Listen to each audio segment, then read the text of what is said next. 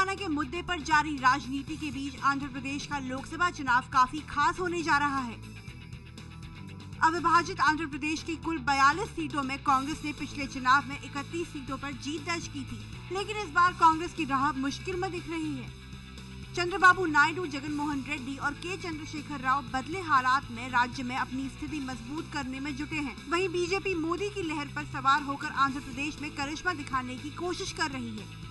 मार्च में कराए गए एबीपी न्यूज नीलसन के सर्वे के मुताबिक आंध्र प्रदेश में इस बार वाईएसआर कांग्रेस को 17, कांग्रेस को 9, टीआरएस को 7, टीडीपी को 7 और 2 सीट अन्य के हिस्से में जा सकती हैं। आंध्र प्रदेश के चुनाव में तेलंगाना का मुद्दा सबसे बड़ा चुनावी मुद्दा बन सकता है। इसके अलावा विकास, भ्रष्टाचार, महंगाई जैसे मुद्दे भी मतदाताओं को प्रभावित कर सकते हैं। राज्य की 42 लोकसभा सीटों और 294 विधानसभा सीटों के लिए 30 अप्रैल और 7 मई को चुनाव आयोजित कराए जाएंगे। अब तक आपने देखी कौन बनेगा प्रधानमंत्री की 139 नुक्कड़ बहस। आज देखिए 140वीं नुक्कड़ बहस।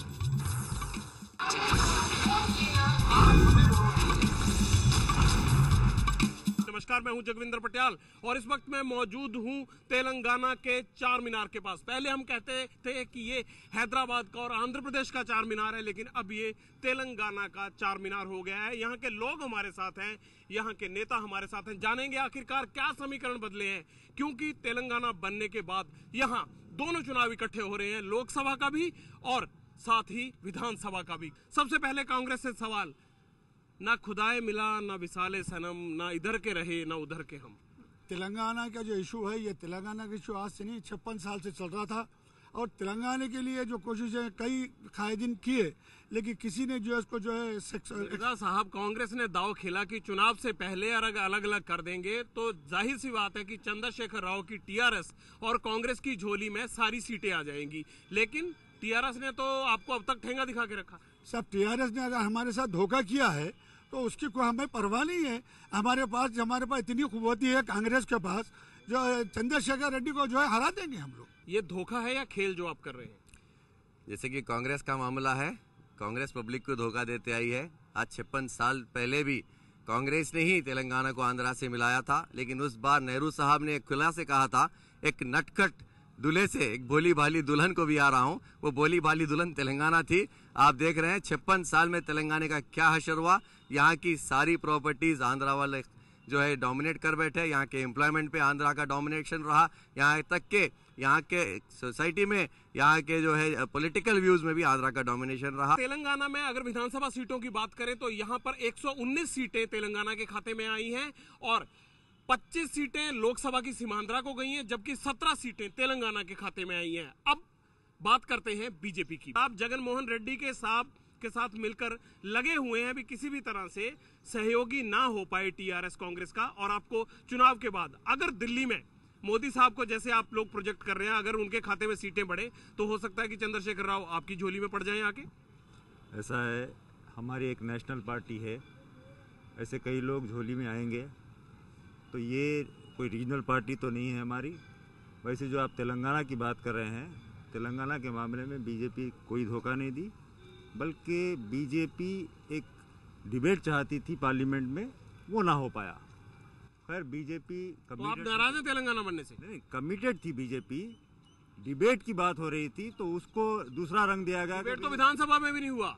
जगन मोहन रेड्डी यही तो चिल्लाते चिल्लाते धरने पे बैठ गए कि बिना रेजोल्यूशन पास हुए आप कैसे अलग से दर्जा दे सकते हैं? आप डिबेट तो विधानसभा में हुआ, लेकिन विधानसभा में बार बार समझो आप यानी कार्रवाई चलाती गई, लेकिन पार्लियामेंट में बहुत शॉर्ट टाइम मिला, तो डिबेट चाह रहे थे। तेलंगाना के लिए बीजेपी चंद्रशेखर राव से आपकी बातचीत चल रही है अलायंस की? नहीं चल रही है। नहीं चल रही है? नहीं चल रही। पक्का नहीं चल रही है? बिल्कुल नहीं। टीआरएस इस बार इंडिपेंडेंट इलेक्शन लड़ेगी, क्योंकि 100% टीआरएस पब्लिक की पार्टी है और विकास में आएगी। 2 सीटों वाला सोच रहा है कि 17 सीटों पे पहुंच जाए, यानी टीआरएस।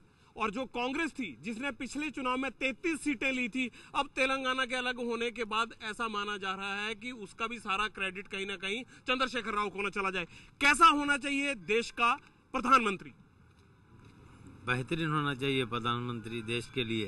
राहुल गांधी होना चाहिए। हाँ, राहुल गांधी होना चाहिए। प्रधानमंत्री बीजेपी से आना चाहिए। क्यों बोले तो जी, क्यों बीजेपी से आना चाहिए? क्योंकि वो लोग का भी देखने में लग रहा है कि ऐसा कि वो लोग कुछ बदलाव लेकर आ सकते हैं।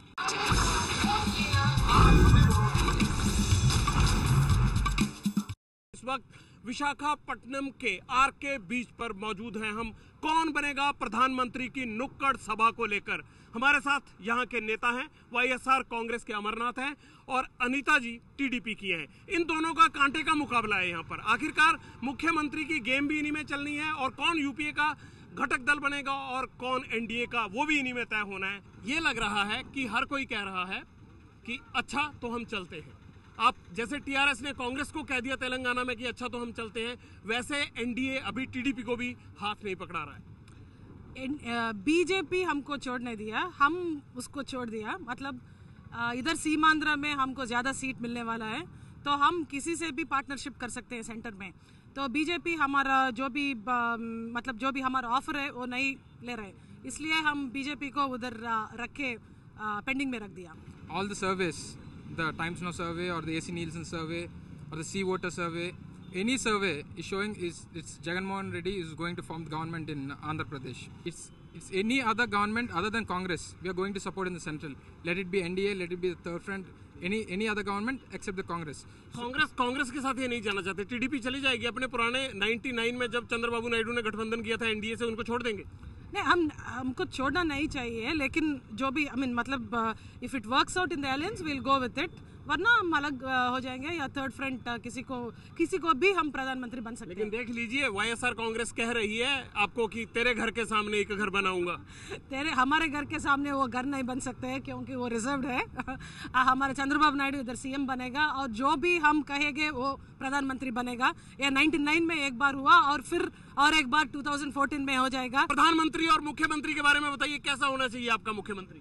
चंद्रबाबू नायडू, वाईएस जगनमोहन रेड्डी। चंद्रबाबू नायडू प्रधानमंत्री। अगर जगन मोहन जीते, प्रधानमंत्री किस तरह का होना चाहिए?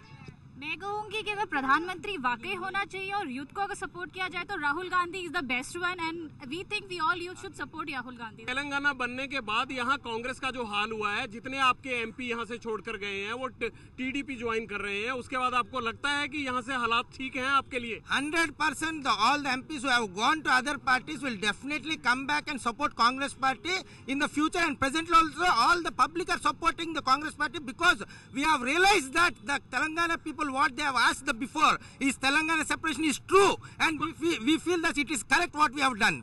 ये बंटवारा से बहुत नष्ट ये जगह को होने वाला है, क्योंकि अभी जो ये लाखों करोड़ों का बात कर रहे हैं वो इस प्रांत को आने का कोई चांस नहीं दिख रहा है, क्योंकि अभी यहाँ अगर डेवलपमेंट होना है तो डेवलपमेंट के लिए बहुत ज़्यादा पैसा चाहिए, इसके लिए सैंक्शन चाहिए। गवर्नमेंट के पास इतना पैसा नहीं है, तो यहाँ का डेवलपमेंट के लिए करीबन 20 साल लग जाएंगे।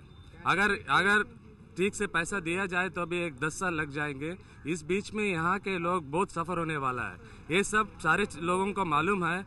इसीलिए कांग्रेस को अगर 1-2 सीट मिल गया, वो भी कोई वहाँ के स्थानिक अच्छा लीडर होने से 1-2 आ सकते हैं, उससे ज़्यादा आप सीमांध्रा में इसकी अपेक्षा ना करें तो ही सही होगा। 2004 में YSR जब he was the president for Congress party and he gave the seats, he gave 25% of the seats, 25% of the seats to all TDP leaders.